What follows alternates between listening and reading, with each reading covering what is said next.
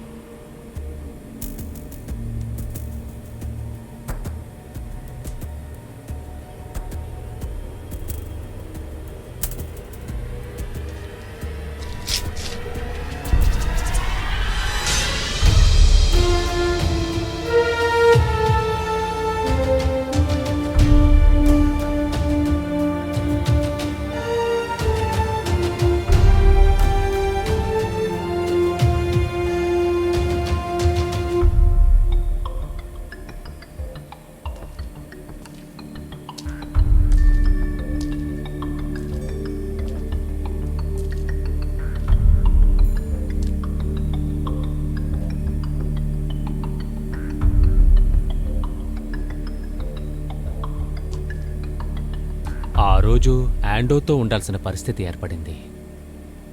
వాడు నన్ను ఈ పరిస్థితికి తీసుకొస్తాడని నేను అస్సలు అనుకోలేదు. నేనిక్కడ మనస్సాక్షితో నిలబడ్డాను అంకుల్ శామ్. వాడు నిన్ను ఈ పరిస్థితికి తీసుకొస్తాడని నాకెప్పుడో తెలుసు. నువ్వు చెప్పడానికి ఏమీ లేదా మణి? నువ్వనుకునే పాత్ర నాకు ఇందులో ఏం లేదు.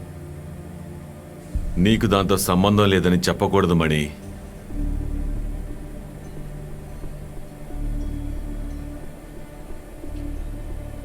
నేను ఎప్పుడూ నీకే సపోర్ట్ చేశాను, కానీ దీన్ని మొదలుపెట్టింది మాత్రం యాంటో. నేను చెప్పానుగా, సమస్యే యాంటోని. అతన్ని అక్బర్కి అప్పచెప్తే మన సమస్యలన్నీ తీరిపోతాయి.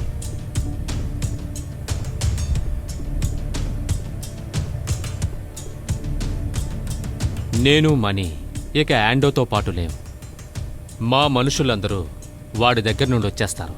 తర్వాత వాడి తలరాత నీ చేతిలో. వాణ్ణి నాకు అప్పచెప్తే నీకు మీ వాళ్లకు ఏ ప్రాబ్లం ఉండదు.